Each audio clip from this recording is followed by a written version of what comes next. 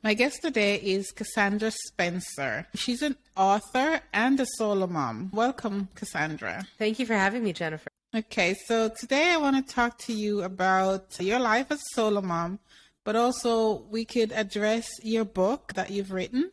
And so my first question is, how did you become a solo mom? So, as a very young teenager, impulsive, like many young people, I decided to get married to someone who I had known for 2 weeks. Not the smartest decision, but, I did that. And I was a young Army wife. And so I found myself pregnant within a year. Very, very kind of typical story on a military base. I'm sure many women can relate to this. And so we had a daughter, and shocking, that marriage did not work out. By 22, I found myself being a single mother, full-time college student while I was an Army ROTC, raising my daughter on my own in Alabama. Okay. Oh, so quite a complicated stories. And some of those 2-week marriages work, but, unfortunately, yours didn't. And so what happened? You're a solo mom, and how old is your daughter now? My daughter is 14. Oh, she will be 14 in June. So. Oh, so you have a teenager. Okay. So what has been your biggest struggle as a solo mom? My biggest struggle as a solo mom has definitely been trying to juggle like career and being a positive role model as far as, really pushing forward and persevering through those tough circumstances while also trying to balance being a mother, being that nurturing influence and not being able to be as present as I would like to be sometimes because it is just me, I have to be the sole breadwinner. And I also have to be the role model to try and show my daughter that, even if you do have setbacks in life, you can still achieve great things. I went on to become an Army officer and a journalist. And, I've always kind of taken that very seriously that and I write about this in the book, that becoming pregnant was a big wake up call for me, that whether I liked it or not, I was going to be someone's role model. And I took that very seriously. Okay. All right. So, but you were doing a lot too, going to school and, being in the Army. So tell me, you have a book that I would like for you to say why you wrote that book, and number two, what has been the impact of you writing that book on your family? So the reason, unfortunately, my family, we ended up in the family court system, and family court reform is an issue I am deeply passionate about because I feel that the current system does not help, solo moms. It does not help the fathers in this situation. And most of all, it's not helping the children. The current situation almost creates and encourages this adversarial type situation, whereas just because a marriage didn't work out, that means that the parents should still try, unless, of course, if there's abuse, things like that, that's a little different. But barring those situations, they should be trying to do the best they can to provide both influences for that child. And so I wrote this book because we ended up in the family court system. I have only been able to see my daughter 2 times in the past 3 years. Oh. Despite, no history of abuse or neglect, not even an accusation, let alone anything proven, no history with drugs or alcohol, no criminal history, generally considered a successful person. But because of a family court system, and she's not even living with her father, she's living with my father in rural Virginia, which I don't live there, and neither does her father. And so when kids end up in the system, really tragic things like my situation can happen. And because of that, I wanted to write this book because I know that my daughter is told all sorts of things about her mother.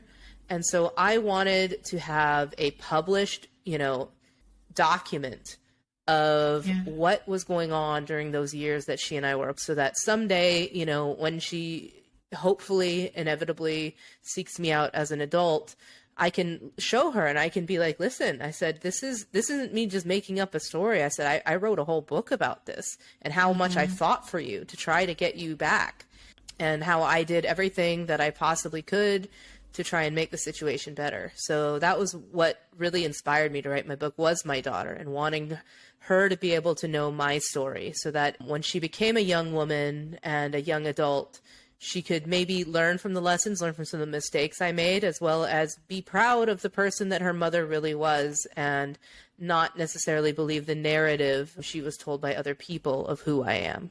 Yes.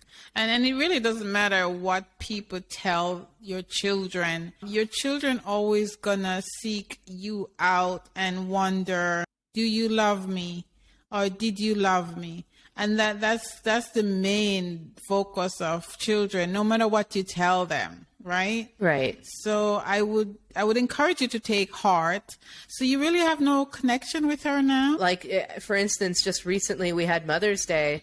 I got an email from my father saying that my daughter said to have a happy Mother's Day. Like, wow. I didn't even get so much as a phone call, and it's like, when I talk about my time as being a journalist and traveling around the country, I would always make a point, every city I was in, I would write to her these postcards and cards and, write to her about what was going on.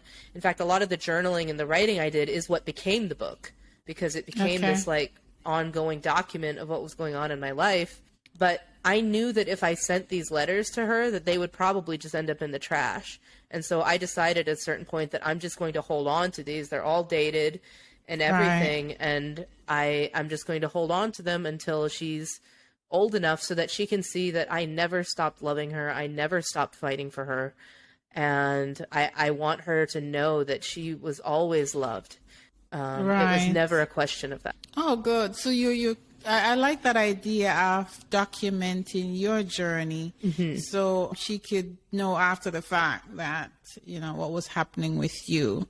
Wow. That's a hard place to be, not to want to be with your child and can't be with them. Now, what can you tell another mom going through the court system? What advice could you give to another mom that would help them not to have as much struggle as you're having, Juan, or to prepare themselves if they will end up losing their child? I would say anyone who's going into the court system, document everything. Document everything. Keep a running log. Obviously video and audio recordings are best, but even just writing everything down that happens, so that when you are prepared to go into court, you can show the courts, because like I said, our current family court system, unfortunately, fosters a system where it tries to, divorced parents, or even if, they were never married, it puts them in an adversarial position. And I know that that's what happened with my ex-husband and I. Mind you, I don't hold any personal animosity towards him, like even with everything that's gone on. We were both very young when we got married, and, I don't hold anything against him. Well, gosh, we were divorced, over a decade ago. It'd be silly if I was still holding on to that. Right. But the family court system, it kind of makes it a winner-take-all scenario. And so it encourages very toxic behavior. And that's why I'm extremely passionate. I've been down at the Texas Capitol advocating for family court reform, because I don't think it helps moms, dads, and most importantly, the children. Right. And so I would say document everything. That's the number one thing. And like I said, I ended having a whole book because I was literally just writing everything down. And I was traveling to like multiple states within the course of a week. And I was willing to walk away from that job for my daughter, because she was supposed to be coming home to live with me full time. And it was literally something where I had talked to her dad the night before. I thought they were going to be headed over from Alabama. I had her enrolled in middle school. I had her enrolled in summer camp, and they just didn't show up. And I was shocked and appalled at how little law enforcement, how little the court system did to help me. I thought that this would be an open and shut case when this first started. And that was in 2018. Yeah.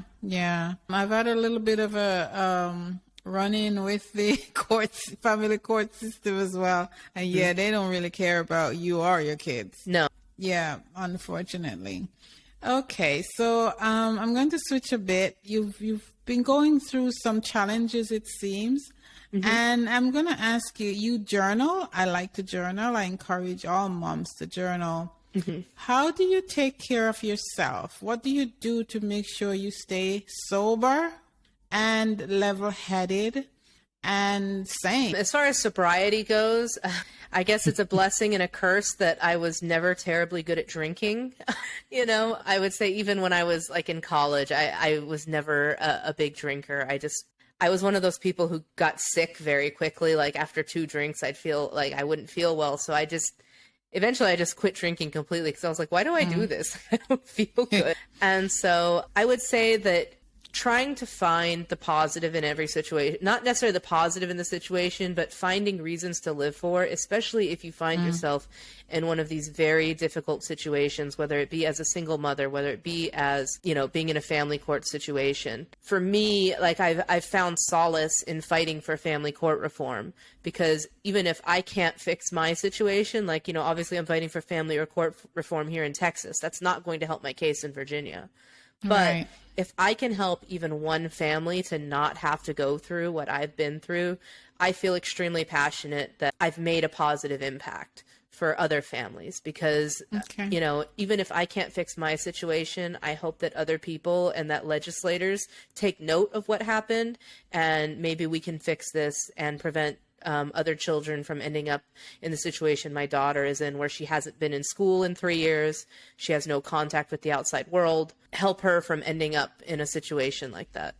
Wow. Yeah, for sure. So you take care of you by doing things that take care of others potentially. Yes. Yeah. And of course I do things for myself too. Like, I'm a competitive dancer, and I keep hobbies, and, I like to go to the gym. I think physical fitness for me has been a great source of, comfort. It's just a way to kind of get your frustrations out without kind of being too cerebral and in your head. And for me, like, and also having just a strong support system, a network of friends, a network of people who care about you, whether it be at your employer. My past employer when I was a journalist was very supportive of my situation, and I have wonderful friends who have had my back throughout this entire process, which admittedly has been an extremely difficult one. Yes, for sure. All right. So is there anything else you want to tell us? I guess one thing is, talking about journaling is, I think that especially as a mother to a daughter, I find that so many times the stories of women kind of get lost, I think, and they have a tendency to, just because, especially because women tend to be more oral in nature. Like, we'll talk about things, but we don't necessarily write it down and document. And I think that's just kind of, just how maybe we're wired a little bit. And I think that, like, I would have loved to have something like what I've written for my daughter, and like be able to hear about like my grandmother's journey, as like an immigrant coming to this country from Japan. I think it's so important that mothers tell these stories, especially if you're the mother of a daughter, because then, they can see the struggles you went through, because so many times these stories get lost, especially when, solo moms, they're doing a lot of the child rearing. But if you write about what your life was like before that, or during that or after that, I think that becomes a invaluable resource for your children down the road. Yeah, definitely, for sure. And tell us about the book again and how we could get a copy, and also how we could get in touch with you if we want. So the book is called Impact. It's available on Amazon.